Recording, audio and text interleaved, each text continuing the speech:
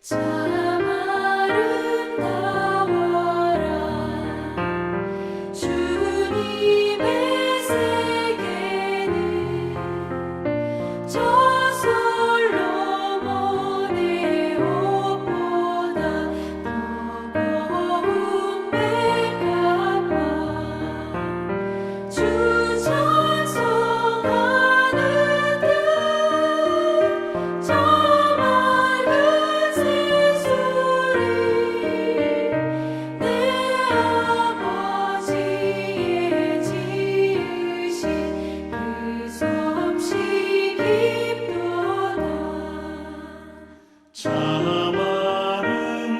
아름다워라 주님의 세계는 저 아침 해와 저녁 밤하늘 빛나며 망망한 바다와 늘 푸른 봉우리 다 주 하나님 영광을 잘 드러내도다.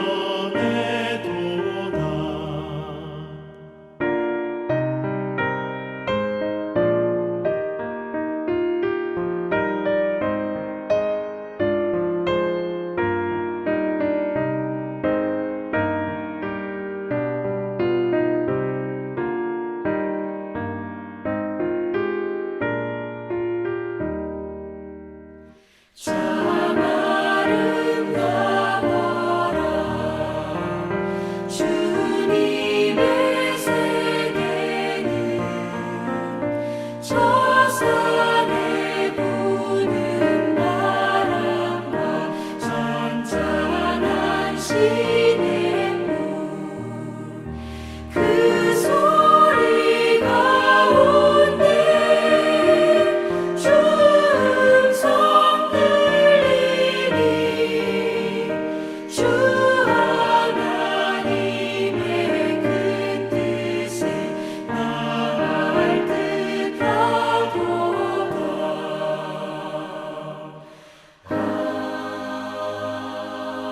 아멘.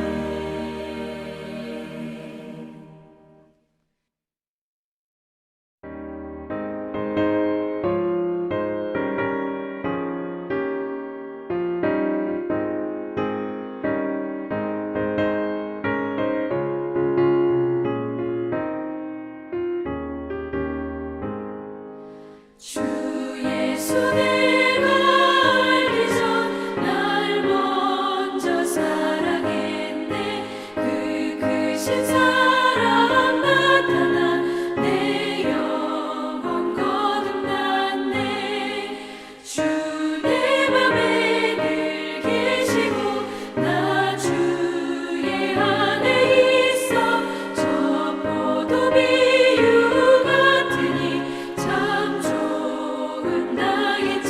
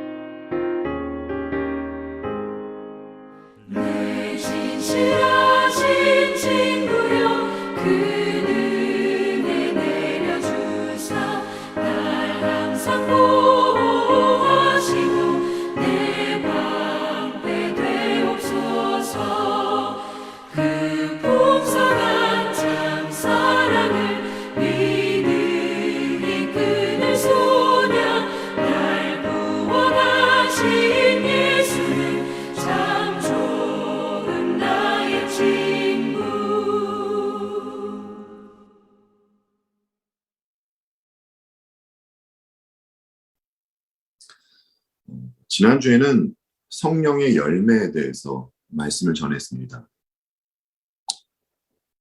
그리스도를 믿는 신자라면 개인이 가지고 있는 기질이나 성향과는 상관없이 성경이 말하는 성령의 열매가 맺혀야 한다는 것이었죠.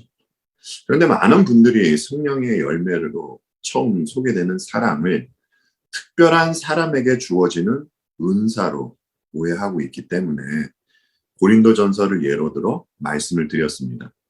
사랑은 은사가 아니라 신자에게 반드시 있어야 하는 성품이었고, 또 사랑 없는 은사 사용은 주의를 파괴할 수 있는 위험이 있기 때문에 은사는 사랑과 함께 행해져야 한다는 말씀을 드렸습니다. 그런데 성령의 열매는 사람의 힘으로 맺지 못하는 그러한 문제가 있다라는 것이었습니다. 모든 그리스도인은 자신에게 성령의 열매가 맺혀지길 바랄 겁니다. 그러나 그러한 바람은 있지만 그들 스스로의 실력으로는 성령의 열매를 만들어낼 수 없는 것이 사람이 가지고 있는 문제점이라는 것이었죠. 왜냐하면 사람에게 있는 자기의, 자기 사랑이 그러한 그 자기 의와 자기 사랑이 꺾이는 일이 선행되어야만 성령의 열매가 맺히기 때문입니다. 이를 야곱의 생애를 예로 들어서 말씀을 드렸었죠. 야곱은 하나님의 인도하심에 따라 결국은 환도뼈가 탈골되고 지팡이 없이는 걸을 수조차 없는 그러한 신세가 되고 말았습니다. 그럼에도 불구하고 야곱은 아들들 앞에서 자신이 하나님께 받은 복을 자신이 하나님께 많은 복을 받은 자라고 그렇게 당당히 말을 하죠. 그렇게 야곱이 말할 수 있었던 것은 하나님께서 당신의 자녀다운 모습으로 빚어가시는 손길을 그의 삶에서 그는 체험하고 경험했기 때문이었습니다. 그리고 성령의 열매는 그리스도의 열매라는 것이었습니다. 그렇기 때문에 성령의 열매가 맺히려면 주님께 붙어 있어야 한다는 것이었죠.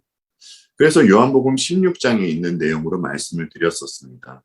자신이 성령으로 말미암아 주께 붙어 있는 가지라면 주님을 사랑하는 마음으로 계명을 지킬 것이고 또 죄에 대하여, 의에 대하여, 심판에 대한 그러한 인식이 생길 것이라는 것이었습니다. 성령님은 신자를 진리이신 그리스도께로 인도한다는 것이었죠. 만약 저와 여러분이 성령으로부터 인도함을 받아 주님의 십자가 앞에서 주께 영광을 돌린다면 우리는 주께 붙어있는 가지가 확실하다라는 것이었습니다. 그 가지에는 아름다운 성령의 열매가 열릴 것이고 그 열매는 주의를 살리고 아버지 하나님께 영광을 돌릴 것입니다. 우리 주님 예수 그리스도께서 그러하셨듯이 말입니다. 여러분의 지난 한 주 동안 이 성령의 열매가 풍성히 맺혔던 한 주였길 바랍니다. 성경에 기록되어 있는 사건 가운데는 사람의 이성으로는 납득이 가지 않는 초자연적인 사건들이 많이 기록되어 있습니다. 특히 예수님께서 얼마나 많은 기적들을 나타내셨는지 모릅니다. 그리고 주님이 기적을 나타내신 후에는 감동이 전해졌습니다. 그 중에서도 예수님께서 죽은 나사로를 살리신 사건은 얼마나 놀라운 감동이 있는지 모르겠습니다. 그래서 신자 가운데는 성경을 통해서 이 사건을 볼 때마다 감탄을 하며 심지어 나사로를 부러워하는 분도 있습니다. 하지만 여러분, 저와 여러분이 반드시 잊지 말아야 할 것이 있습니다. 나사로는 계시의 목적으로 그의 육신이 죽었다가 다시 살아난 것입니다. 그러나 저와 여러분은 계시가 완성된 시대에 살고 있습니다. 비록 우리의 육신이 죽고 다시 살아나지는 않았지만 영적으로는 주님과 죽고 다시 살아난 분들이라는 것입니다. 사실은 오늘을 살아가는 신자가 나사로를 부러워하는 것이 아니라 당시의 나사로가 이 특별 계시가 주어진 신자를 부러워해야 하는 것입니다. 그리고 우리가 나사로의 사건을 보면서 놀라고 감동을 받듯이 우리는 우리 자신을 보면서도 놀라고 감동을 받아야 합니다. 왜냐하면 우리는 과거의 우리가 아니며 하나님은 우리 안에, 또 우리는 하나님 안에 있는 그러한 새로운 존재가 됐기 때문입니다. 성령 하나님께서 영적으로 죽어 있는 저와 여러분을 살려주셨고요. 그분이 평생 동안 우리와 함께 하신다는 것입니다. 이러한 이유로 저와 여러분은 성령의 인도하심을 받으며 살아야 하는 것이 마땅한 것입니다.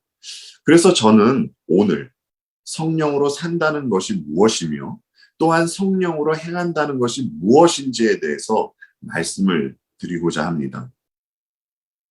세상에는 참 많은 사람이 있습니다. 그런데 그렇게 많은 사람 중에서 한 부류는 타락한 천사의 인도를 받으며 살아가고 있고요. 또 나머지 부류는 성령의 인도하심을 따라 살게 됩니다. 그들을 그리스도인이라 부르는데 그들이 성령의 인도하심으로 살아갈 수 있는 이유가 그 어떤 이유가 있습니다. 그것은 그들이 성령 안에서 다시 태어났기 때문입니다. 사람이 영적으로 새롭게 태어나는 것을 우리는 중생, 거듭남이라고 부릅니다. 이 말이 가지고 있는 의미는 위로부터 태어났다, 위로부터 다시 태어났다라는 것인데요. 죄로 인해서 죽을 수밖에 없는 인간이 위로부터 태어나 새 생명을 가진 존재가 된 것이라는 거죠. 그래서 사도 바울은 누구든지 그리스도 안에 있으면 새로운 피조물이라 이전 것은 지나갔으니 보라 새 것이 되었도다 라는 말씀을 하시는 것입니다. 저와 여러분이 그리스도 안에서 새로운 피조물이 되었다면 바울이 한 이 말씀이 우리에게 날마다 선포되어야 합니다. 그리고 부패한 인간이 거듭나야 하는 이유가 있습니다. 죄인으로 태어난 사람은 영적으로 눈이 멀어 있습니다. 그래서 좋은 것과 나쁜 것이 함께 있을 때 무엇이 좋은 것인지 무엇이 나쁜 것인지 분간할 수가 없습니다. 우리는 아브라함의 조카 롯을 보면서 알 수 있습니다. 아브라함이 롯에게 먼저 땅을 선택할 수 있는 선택권을 그에게 줍니다. 그래서 롯이 택한 땅이 어떤 땅이었습니까? 그 땅은 겉으로는 굉장히 좋아 보이는 땅이었습니다. 그렇지만 그곳은 멸망할 땅이었습니다. 그래도 롯은 마치 애굽 땅과 같은 그곳을 선택했던 것이었습니다. 무엇이 어디가 좋은지 모르기 때문입니다. 죄인은 영적 소경이기 때문에 세상에서 볼 수 없는 가장 좋은 분, 진짜 온 우주의 왕이 오셨음에도 불구하고 그들은 주님을 왕으로 대접하기는커녕 그를 십자가에 매달아 죽였던 것입니다. 사람이 영적으로 눈을 떠야 구원의 시작이 가능해집니다. 그렇기 때문에 사람은 거듭나야 합니다. 사람이 죄로 인해 부패한 존재로 태어났을 때는 전 인격이 부패한 것입니다. 육신은 물론이고요. 이성, 감정, 모든 부분에 있어서 말입니다. 그렇기 때문에 자연인이 하나님을 알려고 그렇게 이성을 사용해 보지만 하나님을 알 수 없는 것입니다. 그리스도인이 아니었음에도 불구하고 얼마나 많은 천재들이 이 인류 역사 안에 있었습니까? 그들은 철학과 과학, 의학, 종교, 모든 분야에 분포되어 있었습니다. 그러나 그들은 하나님을 만나지 못했습니다. 아니, 그들은 하나님이 누구인지 모른 채 역사 밖으로 사라져버리고 말았습니다. 하나님을 모른 채 역사 밖으로 사라졌다는 것이 무슨 의미인지 여러분들은 잘 알고 계실 것입니다. 그렇다면 하나님을 어떻게 알 수 있습니까? 라고 할 때 하나님은 자연을 통해서도 하나님은 자신을 계시하셨지만 하나님을 온전히 알 수 있는 방법은 특별 계시인 성경밖에는 없습니다. 왜냐하면 하나님의 거룩하시고 의로우신 성품, 죄에 대해서 진노하시는 하나님은 성경을 통해서만 알 수 있기 때문입니다. 그런데 성경에 있어서도 거듭난 분과 거듭나지 못한 분들이 성경을 보는 관점, 그리고 성경을 대하는 태도가 완전히 다르다는 것입니다. 거듭난 분들은 성경을 보면서 삼위로 계신 한 하나님을 보게 됩니다. 그리고 하나님이 하신 구원 사역과 하나님 나라, 언약, 무엇보다 예수 그리스도를 성경을 통해서 보게 됩니다. 그래서 성도는 구원에 있어서 나는 아무것도 아니구나 라는 것을 알 뿐만 아니라 말씀 앞에 낮아지고 또 하나님만을 의지하며 살아야 한다는 것을 성경을 통해서 끊임없이 보게 되는 것이죠. 여러분, 이 부분이 잘못되면요, 다른 하나님을 믿게 되고요, 또 이로 인해 거짓 감정이 생기고 또 그릇된 방향으로 가게 되는 것입니다. 결국은 불보듯 뻔한 것입니다. 그렇기 때문에 하나님은 부패한 인간의 어느 한 부분 고치고 또 다른 한 부분 고쳐가며 그들을 구원해내는 것이 아니라 그리스도가 십자가에 달리실 때 주와 함께 죽고 그리스도가 부활하실 때 주와 함께 새로운 생명을 주시면서 그들을 구원하시기에 반드시 거듭남이 필요한 것입니다. 이때 거듭난 분들은 영적으로 눈을 뜨게 됩니다. 비로소 주님을 볼 수 있게 되고 특별 계시인 성경을 보는 눈이 뜨이게 되는 것입니다. 그리고 성경을 보는 눈이 뜨이게 됨으로 말미암아 그의 세계관이 완전히 바뀌게 되는 것입니다. 그러면 많은 사람은 또 이런 질문을 하게 됩니다. 이런 일이 우리들에게 언제 일어납니까? 라고 말입니다. 이에 대한 대답으로 요한복음 3장에서 예수님께서 해주신 말씀이 적절한 듯합니다. 예수님께서 이렇게 말씀을 하셨죠. 바람이 임의로 불매 내가 그 소리는 들어도 어디서 와서 어디로 가는지 알지 못하나니 성령으로 난 사람도 다 그러하니라 라고 말입니다. 우주가 창조되기 전부터 택함을 받은 성도가 하나님의 주권에 의해서 거듭나는 일이 있는 것이 사실이지만 어떠한 눈금을 보듯이 이 현실 세계에서 정확히 언제 그 일이 일어난지는 모른다는 것입니다. 영상을 보고 계신 여러분께서 자신의 모습을 보면 아실 겁니다. 분명 과거하고는 말씀을 대하는 자세, 주님을 대하는 태도, 자신을 바라보는 눈, 이 세상과 하나님 나라의 관점, 이 모든 부분에 있어서 믿음으로 새로운 것을 보는 눈이 생기고 또 여러분의 세계관은 과거와 완전히 바뀌어 있을 것입니다. 여러분, 정확히 언제부터 여러분의 세계관이 확 바뀌었는지 아십니까? 모를 겁니다. 그럼에도 성도는 어느 순간 성령에 의해서 변화가 일어나게 된 것이죠. 이 변화는 부정할 수 없는 변화입니다.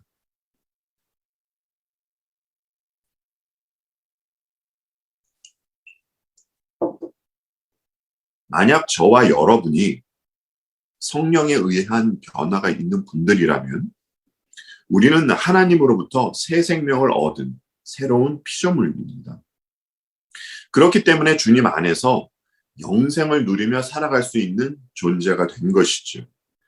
이 말은 하나님께서 주권적으로 해주신 일로 말미암아 우리는 이제 죄의 문제가 해결됐고 죄와는 아무런 상관이 없는 존재가 됐다라는 것입니다. 여러분 그렇지 않습니까? 죄의 문제가 해결되지 않았다면 영벌에 처하게 되는 것이지 영생을 누릴 수가 없습니다. 성도는 율법에서 자유함을 얻고 죄의 문제가 해결됐기 때문에 마귀가 가장 강력하게 쓰고 있는 무기, 죽음도 성도를 어찌할 수 없게 되었다는 것입니다. 여러분은 제가 지금 드린 이 말씀에 모두 동의하실 것입니다. 주님을 믿으면 죄와 사망의 권세로부터 놓이게 된다. 그런데 문제는 성경이 말하는 것과 현실에 나타나는 우리의 모습에 괴리감이 있어 보인다는 것입니다. 성경은 예수를 믿고 거듭난 이들은 죄와는 상관이 없다 하는데 여전히 죄와 상관이 있어 보이는 나의 모습. 왜 이런 모습이 나타나는 것인가? 라는 문제 말입니다. 여러분, 거듭나고 새 생명을 받았다고 해서 모든 것이 끝이 나는 것이 아닙니다. 물론 그리스도 안에서 거듭나고 새 생명을 받은 분들은 구원을 받을 것입니다. 성령님은 언제나 그들과 함께 할 것이고 그들을 구원으로 인도할 것입니다. 하나님이 하시는 일에는 실패란 있을 수가 없기 때문입니다. 사실 구원은 이미 성도에게 주어진 것입니다. 이렇게 생각하면 될 것 같습니다. 갓난 아기는 태어나서 자라는 과정이 있지 않습니까? 과정이 있어야 하는 것입니다. 이와 같이 거듭난 분들은 마치 어린아이와 같은 것입니다. 그들은 새로운 존재이기 때문에 죄와는 무관합니다. 그들이 죄를 지었다고 해서 지옥에 가지는 않습니다. 왜냐하면 그들은 주님 안에서 죄의 권세로부터 자유함을 얻었기 때문입니다. 그렇지만 그들은 죄의 오염과 싸우며 자라나야 하는 과정을 겪어야만 하는 것입니다. 성령이 그들과 함께 하시기 때문에 영적 전쟁이 있는 것이죠. 이 전쟁을 겪으면서 성도는 성숙한 그리스도인으로 자라나는 것입니다. 그렇기 때문에 여러분은 매일의 삶에서 느끼는 것이 예수님을 믿음에도 불구하고 무척이나 죄와 상관되어 있는 것처럼 그렇게 느끼는 것입니다. 그리고 죄에 승리하기보다는 지는 것처럼 느껴질 때가 얼마나 많습니까? 우리의 힘으로는 죄를 이길 수가 없습니다. 사람이 하는 교만 중에서 가장 큰 교만은 죄를 우습게 생각하는 것이라 생각이 듭니다. 자신이 마음만 먹으면 죄를 이길 수 있다고 생각하는 교만 말입니다. 여러분, 성자 하나님은 이 죄의 문제를 해결하시려고 이 땅에 오신 것입니다. 하나님께서 내려오셔야 할 만큼 그만큼 죄의 힘은 막강하다라는 것입니다. 사람이 죄의 문제를 해결할 수 있다면 그분은 이곳에 오실 필요가 없으셨습니다. 우리는 죄와 싸울 때 십자가로 죄의 권세를 무너뜨린 주님을 바라봐야 합니다. 주님 안에서 죄의 문제가 모두 해결된 상태에서 그 상태에서 죄와의 싸움을 해 나가는 것입니다. 죄에 대한 인식이 있다는 것은 거듭난 분께만 나타나는 특별한 증상입니다. 마귀는 여러분을 계속해서 속이려 할 것입니다. 너 죄졌지? 너 율법 어겼지? 너 결국에는 죽는다. 여러분, 저와 여러분은 이제 이런 것으로 구원이 취소되는 존재가 아니라는 사실, 이 사실 꼭 명심해 주시기 바랍니다. 이 사실을 명심하셔야만이 여러분은 그리스도 안에서 여러분 안에 남아있는 죄의 오염과 피 터지게 싸움을 할 수가 있습니다. 그리고 제가 이렇게 말씀드리는 근거가 있습니다. 사도 바울은 로마서에서 이런 귀한 말씀을 저희들에게 해주십니다. 로마서 6장 12절로 14절의 말씀입니다. 로마서 6장 12절로 14절의 말씀. 그러므로 너희는 죄가 너희 죽을 몸을 지배하지 못하게 하여 몸의 사욕에 순종하지 말고 또한 너희 지체를 불의의 무기로 죄에게 내주지 말고 오직 너희 자신을 죽은 자 가운데서 다시 살아난 자 같이 하나님께 드리며 너희 지체를 의의 무기로 하나님께 드리라.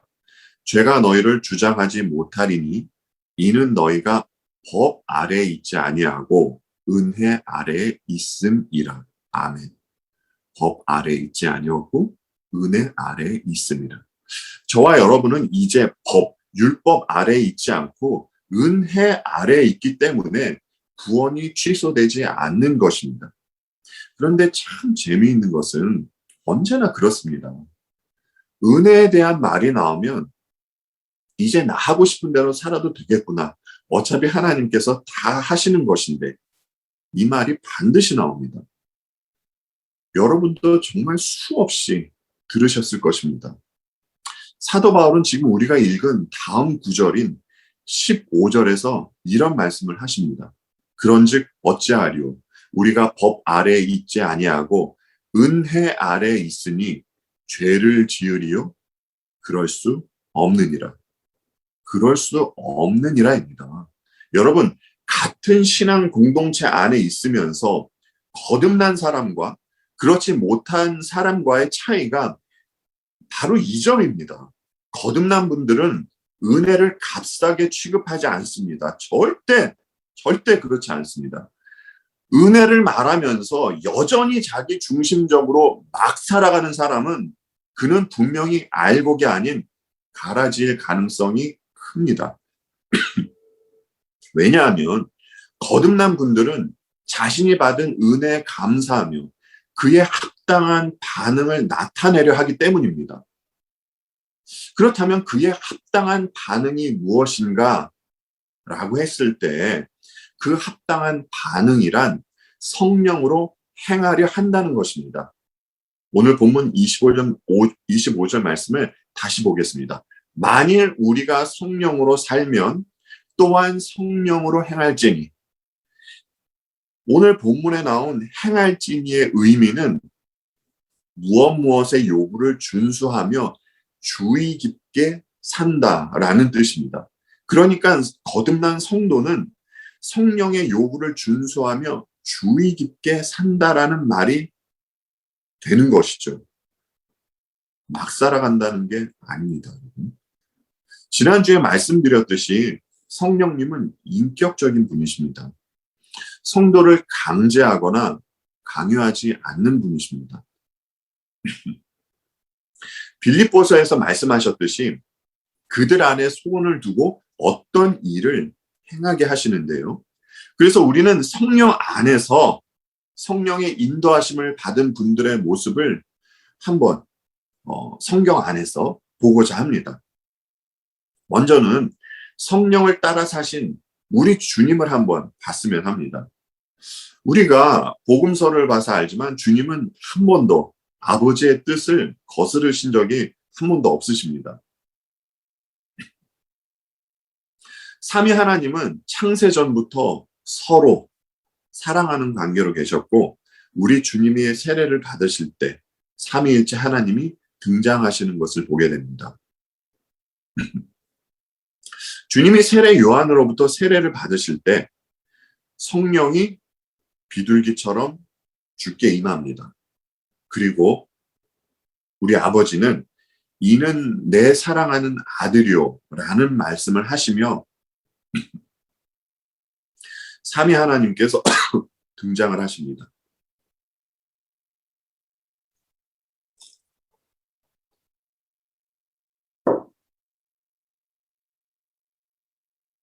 성부, 성자, 성령, 삼위일체 하나님은 누가 높고 누가 낮은 어떤 계급 형식의 높고 낮음이 없습니다. 모두 동등하십니다.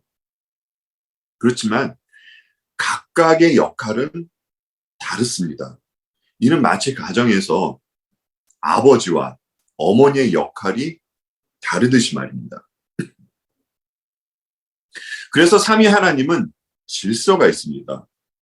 자, 우리 주님은 요한복음 16장에서 성령, 그가 오셔서 하시는 일이 있다는 말씀을 해주셨습니다. 여러분, 그 일이 무엇이었습니까? 그 일은 성자 예수 그리스도의 영광을 나타내시는 일이었습니다. 그것이 성령 하나님께서 하시는 일입니다. 그리고 성자 하나님은 성부 하나님의 뜻을 이루어 드리며 그러한 삶을 사셨습니다. 그래서 주님은 나의 양식은 나를 보내신 이의 뜻을 향하며 그의 일을 온전히 이루는 것이다 라는 말씀도 하셨었죠. 주님은 성령을 따라 아버지의 뜻을 행하며 사셨습니다. 철저히 주님 자신을 부인하며 아버지의 뜻만 바라는 자리로 가셨던 것입니다. 이 사실은 주께서 겟세마네에서 기도하신 것만 봐도 우리는 알 수 있습니다. 이런 기도 가운데 이런 말씀을 하셨죠. 조금 나아가서 얼굴을 땅에 대시고 엎드려 기도하여 이르시되 내 아버지여 만일 할만하시거든 이 잔을 내게서 지나가게 하옵소서. 그러나 나의 원대로 마옵소서. 아버지 나의 원대로 마시옵고 아버지의 원대로 하옵소서 라고 말입니다. 성령은 성자를 드러내시고 성자는 성부의 뜻만을 이루어드리는 삶을 사셨습니다. 삼위 하나님 중 그 누구도 자신을 드러내려 하는 분은 한 분도 계시지 않으셨습니다. 주님은 성령을 따라 아버지의 뜻을 행하며 사셨습니다. 주님은 창세 전부터 당신을 사랑하시던 성부의 사랑이 이 십자가에서는 저주로 바뀔 것을 알고 계셨습니다. 아버지의 진노가 쏟아져 내릴 것을 알고 계셨단 말입니다. 그럼에도 주님은 성령을 의지해서 아버지의 뜻을 이루는 자리로 가셨던 거죠. 십자가를 지고 죽음에 이르는 자리까지 말입니다. 그리고 이제 우리는 사도행전에서 보여주시는 이 성령으로 행하는 이 제자의 모습을 한번 여러분과 함께 보고자 합니다. 주님은 승천하시기 전에 제자들에게 이런 말씀을 하십니다. 오직 성령이 너에게 임하시면 너희가 권능을 받고 예루살렘과 온 유대와 사마리아와 땅끝까지 이르러 내 증인이 되리라 라는 말씀을 말입니다.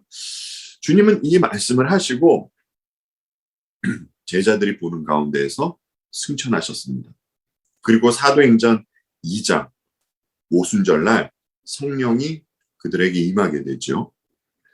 사도 베드로는 성령을 받고 이런 말을 합니다.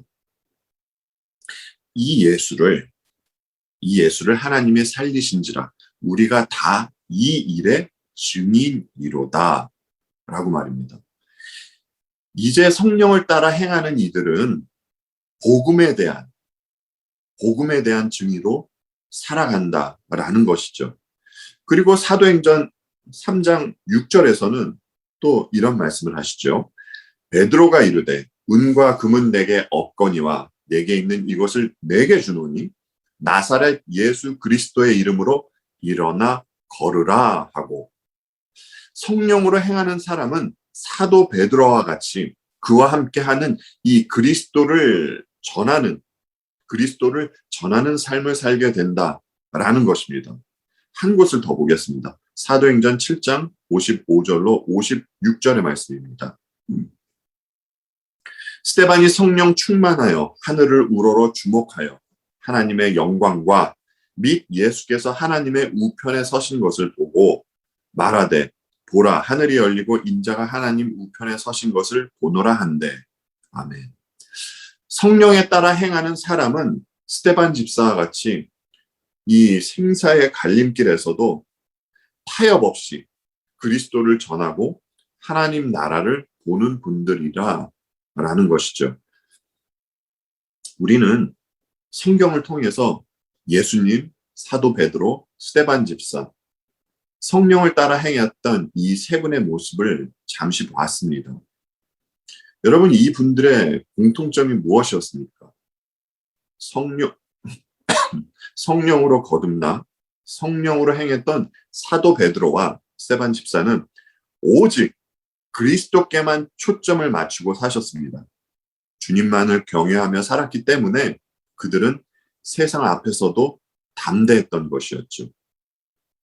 그리고 성령 충만하셨던 예수님은 오직 성부 하나님의 뜻을 이루어드리는 것에만 초점을 맞추고 사셨습니다.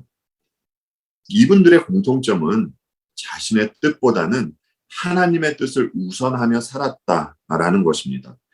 그들이 이렇게 살 수 있었던 것은 내 삶의 주인이 내가 아니라 하나님이라는 것과 이 세상은 잠시 잠깐 있다 가는 곳임을 알았기 때문입니다. 그러면 저와 여러분도 마땅히 자기만을 위해 살던 삶에서 주님을 위한 삶을 살아야 하지 않겠습니까? 주님을 위한다고 해서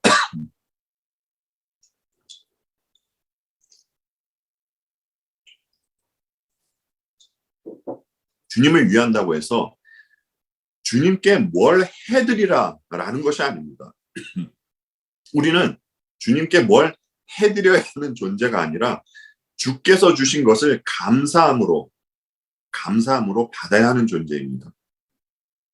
주님을 위한 삶을 산다는 것은 이제 우리의 삶의 목적이 주님이 되어야 한다라는 뜻입니다.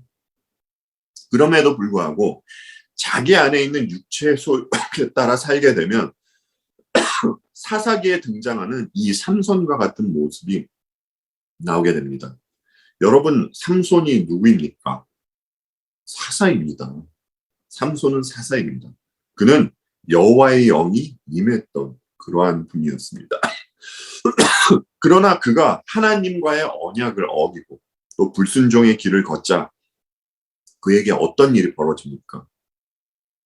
그토록 좋아하고 믿었던 여인에게 버림을 받는 일이 생기고 또 그에게 있던 힘은 어디론가 사라져버리고 또 그의 두 눈은 뽑히고 맙니다. 앞이 보이지 않는 그는 청각을 의지할 수밖에 없는데 귀로 들려오는 소리는 원수 블레셋 사람들의 조롱 섞인 웃음소리뿐입니다. 여러분, 삼손의 모습은 그 당시에만 해당되는 모습일까요? 거듭났음에도 불구하고 성령을 따라 살지 않고 계속 육체의 소욕을 따라 산다면 오늘을 살아가는 성도에게도 이 삼손의 비참한 모습이 모양만 다르게 해서 나타날 수 있다는 것입니다. 주위에는 아무도 없고요. 복음의 능력은 온데간데 없으며 또 세상의 조롱거리가 될 수 있게 된다는 것입니다. 그 조롱은 사람에게만 그치는 것이 아닙니다. 그 조롱은 예수라는 이름에 먹칠을 하게 된다라는 것이 문제죠. 그렇기 때문에 성도는 주께서 하나님의 뜻을 이루며 사셨듯이 성령을 받은 제자들이 주님을 나타내며 살았듯이 그 동일한 모습을 나타내며 살아야 한다라는 겁니다. 여러분은 어쩌면 지금 제가 전한 말씀을 듣고 너무 뻔한 얘기 아니야? 나도 주님과 같이 그리고 제자들처럼 살고 싶다네. 그런데 뭐가 성령으로 행하는 것이야? 라고 질문을 하는 분도 계실지 모르겠습니다. 예수님과 사도행전 당시에는 성경이 없었습니다. 계시가 필요했던 시기입니다. 그래서 주님과 제자들을 통해서 초자연적인 일들이 막 일어났던 것이었습니다. 그런데 우리에게는 완성된 특별 계시가 주어져 있습니다. 그렇기 때문에 더 이상 어떤 꿈이나 환상 같은 것으로 계시가 주어지지 않습니다. 성경이 주어졌음에도 불구하고 만약 꿈이나 환상 얘기하면서 새로운 계시 받았다는 사람이 있다면 그 사람은 분명히 사이비 이단일 것입니다. 계시록 22장 18절로 19절의 말씀을 한번 함께 보도록 하겠습니다. 계시록 22장 18절로 19절의 말씀. 내가 이 두루마리의 예언의 말씀을 듣는 모든 사람에게 증언하노니 만일 누구든지 이것들 외에 더하면 하나님이 이 두루마리에 기록된 재앙을 그에게 더하실 것이요. 만일 누구든지 이 두루마리의 예언의 말씀에서 제하여 버리면 하나님이 이 두루마리에 기록된 생명나무와 및 거룩한 성에 참여함을 제하여 버리시리라. 아멘. 성경에 다른 무언가를 더하면 저주를 받을 것이고 성경에서 말씀을 제하면 구원을 받을 수 없다라는 말씀입니다. 이건 영생에 걸린 문제이기 때문에 정말 심각하게 생각해야 하는 문제입니다. 차치하고 성령님은 일하실 때 그냥 홀로 일하시지 않습니다. 성령은 말씀과 함께 일을 하십니다. 여러분, 말씀은 누구를 나타내고 있는 것입니까?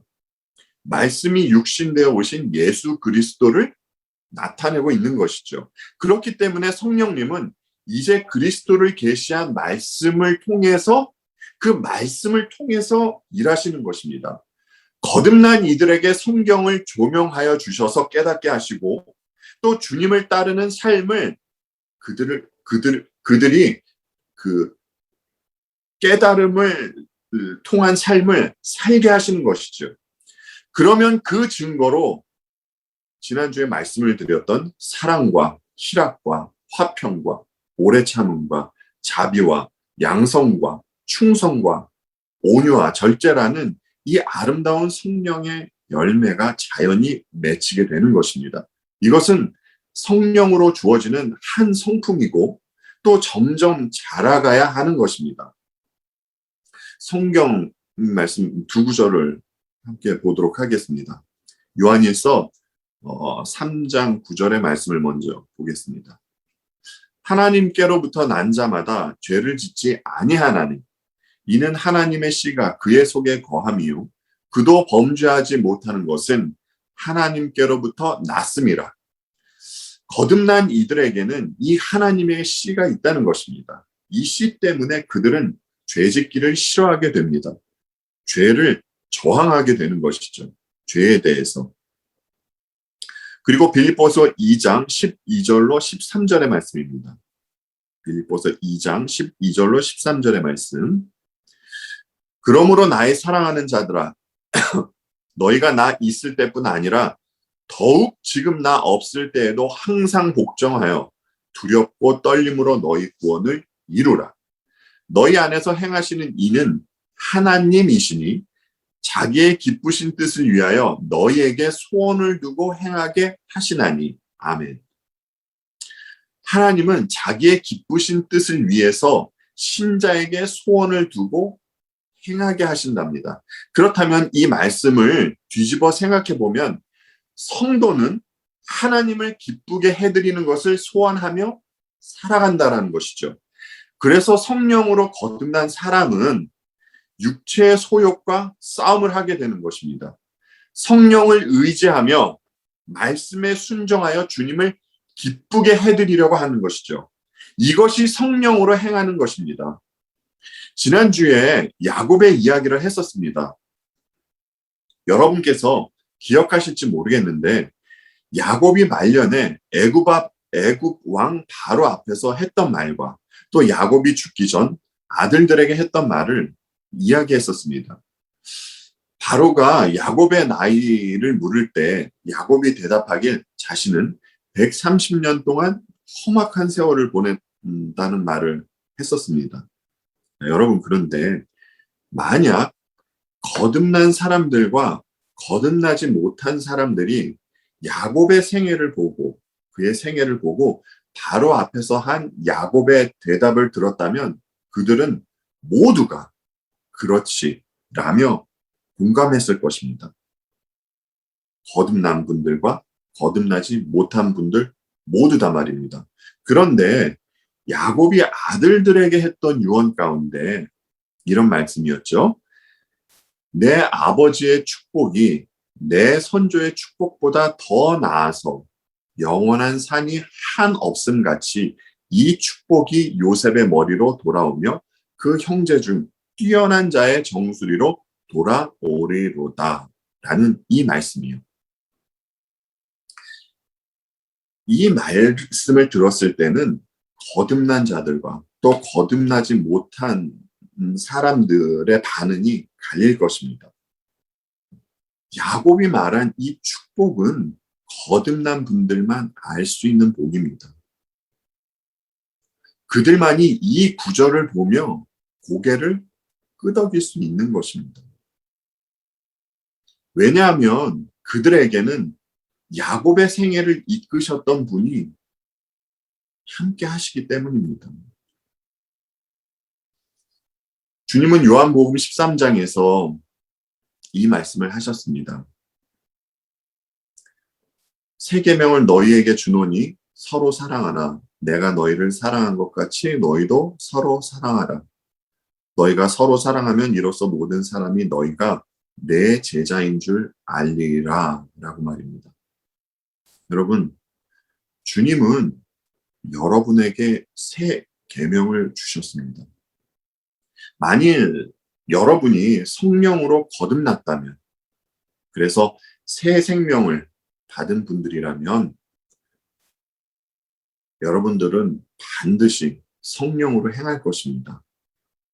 그리고 야곱의 유언을 듣고 함께 고개를 끄덕인 분들께 주께서 명하신 이 새 계명으로 그들을 대할 것입니다.